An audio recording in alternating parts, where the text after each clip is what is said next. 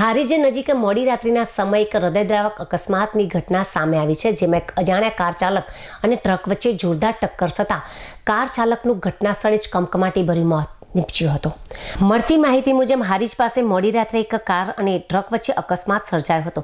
અકસ્માત એટલો ભયાનક હતો કે કારનો કચ્છર ઘાણ વળી ગયો હતો અને કાર ચાલક અંદર જ ફસાઈ ગયો હતો। ઘટનાની જાણ થતાં જ આસપાસના લોકો દોડી આવ્યા હતા। ક્રેન, ટ્રેક્ટર અને 15થી વધુ સ્થાનિક લોકોની ભારે જહેમત બાદ કારના પતરા કાપીને ચાલકનો મૃતદેહ બહાર કાઢવામાં આવ્યો હતો। અકસ્માત સર્જ્યા બાદ ટ્રક ચાલક પોતાની ટ્રક ઘટના સ્થળે જ મૂકીને અંધારાનો લાભ લઈને ફરાર થઈ ગયો હતો।